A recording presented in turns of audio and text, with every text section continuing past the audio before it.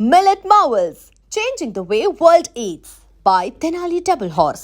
So నేను ఆ నమ్మకం నాకు ఉండింది. అందుకే నేనేమన్నానంటే ఓహో అంటే వీళ్ళకి అంటే ఆడియన్కి ఈ తెలుగు సినిమా 3 రకాలు అయిపోయింది. ఒకటి స్టార్స్ తెలుగు సినిమా, ఇంకొకటి dubbing Telugu cinema, Malayalam what ever dubbing Telugu cinema and Telugu cinema అనే దాంట్లో నేను ఉండిపోయాను. మేబీ దానికి కనెక్ట్ అవ్వలేదేమో రాలేదేమో అన్న చిన్న భయం. అందుకే నేను థియేటర్కి వచ్చి బాగలేకపోతే తెలుగు సినిమా రా ఇది అని వ్యంగ్యంగా నవ్వు వదిలేయండి, మీరు తీయలేర్రా అనేది నవ్వు వదిలేయండి అనేది నా ఇంటెన్షన్ సార్. ఆ నవ్వులు నాకు కావాలి, యాక్చువల్లీ నాకు మెసేజ్లు కావాలి. నేను అప్పుడు దాన్ని మార్చుకుంటాను. నేను మార్చుకొని ఇంకేదో ఆలోచిస్తాను, ఇంకేదో చేయాలని. ఎందుకంటే ఇదే సార్, ఇక్కడే బతకాలి, ఇక్కడే చావాలి ఇండస్ట్రీలోనే. అది ఒక సినిమా పోయిందని ఏమంటారు ఇంటికి వెళ్ళిపోతాము, అది ఒక డైలాగ్ ఉంటుంది నేను ఇంతే సినిమాలో, రే మనం ఇక్కడే బతకాలరా, మన చావు ఇక్కడే రా అనేది అది 100%. సో అంటే నా నెక్స్ట్ క్వశ్చన్ కూడా అదే. ఇప్పుడు ఇంత జరిగింది సార్, మేకర్గా మీకైతే బ్యాడ్ నేమ్ లేదు ఈ సినిమా, నేను 100% చెప్తాను. వెరీ గుడ్ మేకర్, సినిమా ఎక్సలెంట్గా ఉంది మేకింగ్ విషయంలో. కానీ సినిమా ఇండస్ట్రీలో ఎట్లుంటుందంటే ఒక చిన్న ఇన్సిడెంట్ జరిగితే, ఒక చిన్న వైరల్ అయితే, ఒక చిన్న కాంట్రవర్సీ జరిగితే ఆ మనిషిని పక్కన పెట్టేస్తారు. ఇప్పుడు ఇంత ఇష్యూ నడిచింది, మీరు సినిమా కోసమే చేశారు, సినిమా మీద ఉన్న ప్రేమతోనే చేశారు. బట్ ఆ చెప్తూ కొట్టుకోవడం వల్ల ఇకపై రేపటి నుంచి ఇదే ఇండస్ట్రీలో మిమ్మల్ని ట్రీట్మెంట్ ఎలా ఉండబోతుంది, మిమ్మల్ని ఎలా ట్రీట్ చేయబోతున్నారు సార్? నాకు ఇప్పుడు ప్రొడ్యూసర్స్ కాల్ చేశారు సార్. ఓకే, నిన్న అవును వాళ్ళిద్దరు ఇష్టపడ్డారు. అవును, ప్రొడ్యూసర్ ఒల్లూరు రమేష్, ఆయన చాలా పెద్ద సినిమాలు చేశారు, చాలా పెద్ద సినిమాలు చేశారు. నువ్వు 100% వాస్తవం మోహన్, అందరూ పెయిన్ అలాగే ఫీల్ అవుతున్నారు. సో నీకు మంచి భవిష్యత్తు ఉంటుంది, దేర్ ఈజ్ నో డౌట్. నువ్వు బాగా సినిమా తీసావని మా అబ్బాయి చెప్పాడు అని చెప్పుకొచ్చారు సార్. ఇప్పుడు అలాంటి ఇదే రాకపోతే ఆయనే ఫోన్ చేసి ఎందుకు చెప్తారు? అలాగే ఇంకొక 4-5 ప్రొడ్యూసర్లు కాల్ చేశారు సార్, పేర్లు చెప్పకూడదు, పెద్ద వండర్ఫుల్. అదే తెలుగు సినిమాకి థియేటర్కి జనాలు రావాలి. ఇలాంటి వాళ్ళు ఎవరైనా కంటెంట్ చేసి పిలిస్తే రాకపోతే 100% బాధపడాలి. మీది 100% అది వాస్తవం అనేది ఉంది సార్. అవకాశాలు రావా అనేది ఏంటంటే సార్, ప్రొడ్యూసర్లు టాలెంట్ ఉంటే ఖచ్చితంగా అవకాశం ఇస్తారు, దాంట్లో డౌట్ లేదు.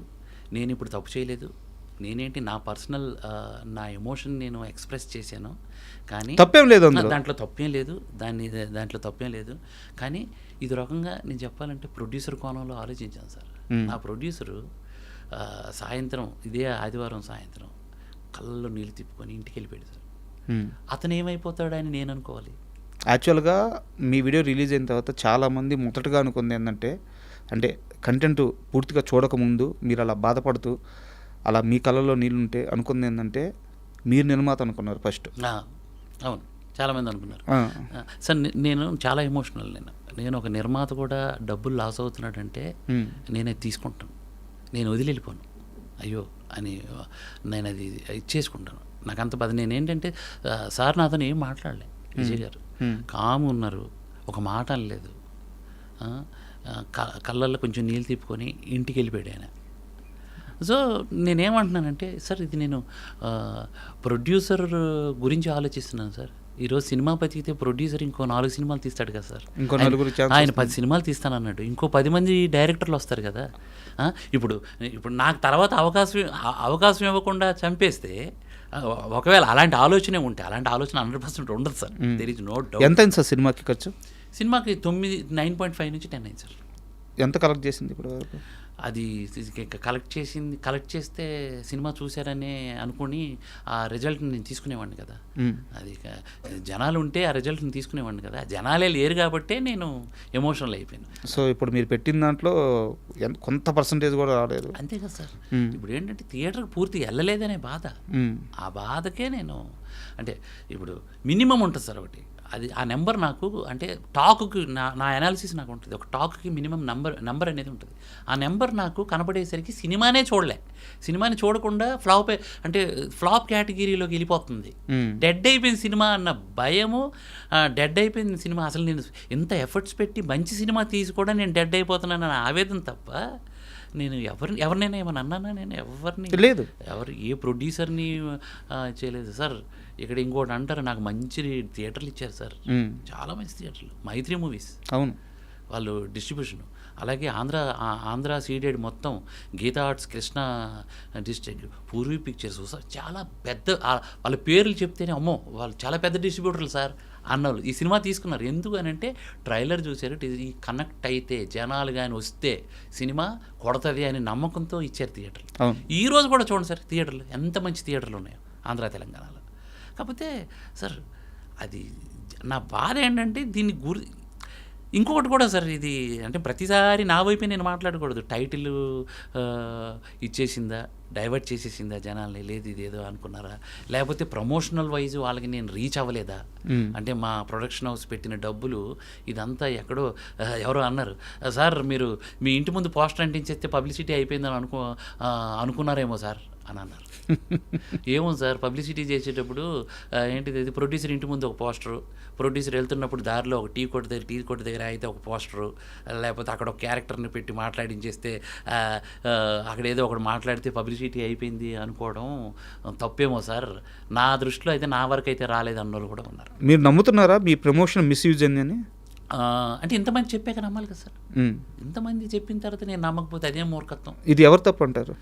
ఇది అంటే మేము మా ఎడ్యుకేషన్నే తప్పు. అంటే మేము ఎలా అంటే పబ్లిసిటీ పరంగా మేము ఏదైతే డబ్బులు పెట్టామో ప్రాపర్గా ఆడియన్కి తీసుకెళ్లే ప్రయత్నం చేయలేకపోయాము అనేది ఆ విఫలాన్ని నేను ఒప్పుకుంటాను సార్. ఎందుకంటే ఇంతమంది చెప్పాక చాలామంది తెలియదు అన్నారు. ఆల్మోస్ట్ 80% సినిమా మాకు తెలియదు అన్నారు.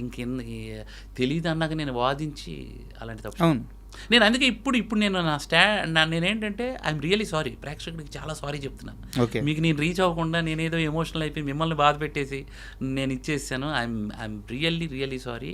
కానీ ఇప్పుడు ఈ ఇన్సిడెంట్ తర్వాత చూసి సినిమాకి వెళ్ళి చాలా బాగుంది అంటున్నారు. I'm so happy sir. కాసేపు ఈ సినిమా, ఈ కాంట్రవర్సీ కూడా అనకూడదు, రియల్లీ సారీ, ఈ ఇష్యూ ఇవన్నీ పక్కన పెట్టేద్దాం.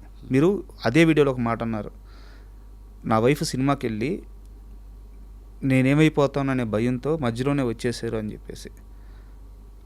ఆ క్షణంలో మీ దగ్గరికి వచ్చిన తర్వాత మీ వైఫ్ పడ్డ ఆ టెన్షన్ కానీ దాని గురించి కాస్త డీటెయిల్గా చెప్పండి సార్. ఎందుకు అడుగుతున్నానంటే ఒక ఫిల్మ్ మేకర్ అంటే అతని కుటుంబంలో, అతనితో పాటు అతని కుటుంబంలో ఉన్న మనిషి కూడా ఎన్నో ఇబ్బందులు పడాల్సి వస్తుంది. ఆ పర్టికులర్ టైంలో మీ వైఫ్ ఎలా ఫీల్ అయ్యారు, ఎలా ఆలోచించారు, ఎందుకు మీ దగ్గరికి వచ్చారు, అది కాస్త క్లియర్గా చెప్తారు. సార్, నేను ఇప్పుడు 2.5 సంవత్సరాల నుంచి ఇంటి పట్టం లేకుండా సేపు స్క్రీన్ ప్లే, కథ, దీన్ని ఇలా తీసుకెళ్ళాలి అలా తీసుకెళ్ళాలి అని ఇంటికి 12కో 1 గంటకో వస్తే పిల్లలు లేచే టైంకి, పిల్లలు లేచి స్కూల్కి వెళ్ళే టైంకి ఇంక నేను లేవను. 9 9:30 అవుతుంది. వాళ్ళైతే ఒక వారం నన్ను మిస్ అయ్యేవాళ్ళు. నైట్ నేను 1 గంటకు వచ్చి పడుకునేవాడిని, తెల్లవారితే పిల్లలు వెళ్ళిపోయేవాళ్ళు.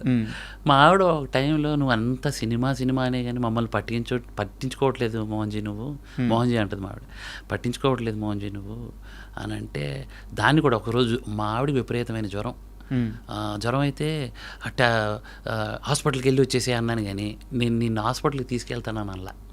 అంటే నేను అంత దాంట్లో ఇన్వాల్వ్ అయిపోయానని వాళ్ళ ఫీలింగ్. నేను అది అంత సినిమాని అంతలా ప్రేమిస్తాను. అలాగని ఏంటంటే ఫ్యామిలీకి ఇంపార్టెన్స్ ఇవ్వకపోవడం ఉంటుంది, లేకపోతే వాళ్ళంతా నన్ను ప్రేమించరు. కానీ నేను ఇంత వీటి మీదే డెడికేటెడ్గా ఉండేసరికి నేను 2 రోజులు చూస్తున్నా, ఫస్ట్ డే చూసా, సెకండ్ డే చూసా, థర్డ్ డే ఈవినింగు ఇక డెడ్ అయిపోతుంది సినిమా అనేది ఆవిడకి తెలుసు. ఆల్మోస్ట్ థియేటర్లో అక్కడ వెళ్ళింది, అక్కడ కూడా ఆల్మోస్ట్ అంతే ఉన్నారు. నేను ఇంటికి వచ్చేస్తున్నాను, నువ్వు సినిమా పూర్తిగా చూసిరా, మధ్యలో రాక్ అన్నాను. నేను నా ఇంటెన్షన్ ఏంటి, సినిమా ఏమంటుందని పూర్తిగా చూడాలి అనే ఒక ఇంటెన్షన్ నాకు ఉంది. ఆమె వచ్చి సడన్గా వచ్చేసింది. అదేంటిది ఇలా వచ్చేసానంటే పట్టుకొని విపరీతంగా వచ్చేసారా? విపరీతంగా వచ్చేసింది. వేసేసి మోహన్జీ నువ్వు లేకపోతే నువ్వు ఏది అసలు పొరపాటును కూడా నీ మనసుకు తీసుకోకు, మనం ఎక్కడైనా పూరి గుడిసెలోనైనా బతుకుదాం, ఫెయిల్ అయిపోతే. ఊహించడానికి కూడా చాలా కష్టంగా ఉంది సార్. ఎక్కడైనా ఉందా దాన్ని అంత సీరియస్గా తీసుకోమని అంటే పిచ్చిదానా నువ్వు, నేను సినిమా పూర్తిగా చూసి రమ్మన్నది నేను ఏమైనా ఆత్మహత్య చేసుకోవడానికి అనుకున్నావా, మళ్ళీ ట్రై చేద్దాం, ఆడియన్కి దగ్గర అవ్వడానికి ఏం చేయాలి అది చేద్దాం, కానీ నువ్వు ఇంతలా ఎమోషనల్ అవ్వడం కరెక్ట్ కాదు, నాకు ఇప్పుడు భయం వేస్తుంది, మీరు ఎక్కువ భయపడి నా మీద ఎక్కువ ఇది పెట్టుకుని డిప్రెషన్లోకి వెళ్ళిపోతారేమని భయం వేస్తుంది. 100% స్ట్రాంగ్ మనం ఎక్కడైనా బతకగలం, మనం కళాకారులం. మా ఆవిడ కూచిపూడి టీచర్, తను కూడా ఒక ఇన్స్టిట్యూట్ నడిపించుకొని పిల్లలకి చెప్పుకొని ఉంటుంది. నేను పియానో టీచరు, చిన్నగా ఇంట్లోనో ఎక్కడో ఒక దగ్గర క్లాసులు చెప్పుకుందాము, ఆన్లైన్ క్లాసులు అవి చెప్పుకొని బతుకుదాం, కానీ దానికే డిప్రెషన్ అయిపోతామా? అసలు దేవుడు ఎంత మంచి వరం ఇచ్చాడు మనకి, కళ ఒక వరం, అది మన ఇంట్లో అందరికీ ఇచ్చాడు. మా సిస్టర్ వోకల్ టీచర్, మామూలు విషయం వీళ్ళు ఎంత మంచి వరం ఇచ్చాడు ఈ భూమి మీద బతకడానికి. ఈ చిన్న విషయాలకి అయిపోతాము. నువ్వు పొరపాటును కూడా అలాంటిది ఆలోచన పెట్టుకోకు. నీకు మళ్ళీ చెప్తున్నా, నాకు ఈ విషయాల్లో కనీసం నువ్వు ఇలాంటి కన్నీరు మాత్రం పెట్టుకో అనేసాను. బట్ ఇలా అవుతుందని తెలిస్తే నేను అలా ఎమోషనల్ అయ్యి ఉండేవాడిని కదా. నేను స్వతహాగా ఎమోషనల్ సార్. అర్థమవుతుంది సార్. నేను ఎంత ఎమోషనల్ అయిపోతానంటే, నేను తప్పు చేయకుండా ఒకరు ఒక మాట అంటే అది నేను 2 రోజులు 3 రోజులు నేను బాధపడిపోతా. అది నాకెందుకు అది లక్షణం అది. సో ఈ విధంగా నాకు ఆ భయం ఎక్కువైపోయింది సార్. నాకు అర్థమవుతుంది అంటే, ఒక నిర్మాత మిమ్మల్ని నమ్మాడు, మీకు కావాల్సిన అన్ని సోర్సెస్ ఇచ్చారు, ఒక టీం మిమ్మల్ని నమ్మింది, 2.5 సంవత్సరం ఫ్యామిలీని కూడా పట్టించుకోకపోవడం మీన్స్ ఏంటంటే, సినిమాని ఎక్కువగా ప్రేమిస్తూ ఒక జర్నీ చేసి ఒక అవుట్పుట్ డెలివరీ చేశారు. అది బాగుందా బాగలేదా అని చెప్పడానికి కూడా మనిషి థియేటర్లో లేకపోవడం వల్ల వచ్చిన ఎమోషన్తో ఆ బాధలో కొన్ని మాటలు మాట్లాడారు. సో అది అక్కడికి ఇష్యూ అయిపోయింది. ఫైనల్గా నా ఈ 2 క్వశ్చన్స్ సార్, 1 వర్డ్ ఆన్సర్ ఇచ్చేసేయండి. ఈ సినిమాకి ఎంత రెమ్యునరేషన్ తీసుకున్నారు? నేను శాలరీ తీసుకున్నాను సార్. శాలరీ తీసుకున్నాను. నేను రెమ్యునరేషన్ ఏం తీసుకోలేదు, ఎందుకంటే యాజ్ ఎ డెబ్యూ డైరెక్టర్గా నేను రెమ్యునరేషన్ డిమాండ్ చేసి ప్రొడ్యూసర్ని బాధ పెట్టలేను. ఇంత ఇచ్చేసేయండి నాకని, లేకపోతే ఇంకేదో చేయలేను. జెన్యున్గా నేను 80,000 రూపాయలు పర్ మంత్ అలా తీసుకున్నాను. ఓకే. అండ్ ఫైనల్ క్వశ్చన్ ఏంటంటే, ఈ మొత్తం వ్యవహారం అయిపోయిన తర్వాత ఇప్పుడు ఇకపై మీరు డైరెక్టర్గా జర్నీ చేయబోతుంటే ఎలాంటి జాగ్రత్తలు తీసుకోవాలని ఒక పాఠం మీకు తెలిసి వచ్చింది? జాగ్రత్తలు అంటే, ఒకటి స్టార్తో సినిమా చేయాలి. ఓకే.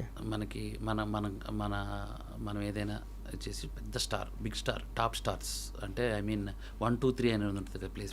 ఈ 3 కేటగిరీస్లోకి వెళ్తే లేదా సినిమా కానీ ఇప్పుడు కొత్తోళ్ళతో తీసిన ఆడియన్ పల్స్ అర్థం చేసుకొని ఏం చేయాలంటే, ఎక్కువ ప్రమోషన్స్ మీదే కాన్సన్ట్రేట్ చేయాలి.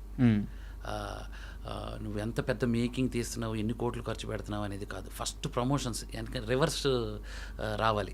ఎట్లా అంటే, ప్రమోషన్స్ నుంచి మొదలు పెట్టాలి. అంటే ఈ ప్రమోషన్ ఇలా చేద్దాం అనుకొని మొదలుపెట్టి కథ రాయాలి. మనకి కళ్ళ ముందు ఒక ఎగ్జాంపుల్ ఉంది సార్, అనిల్ రావిపూడి గారు.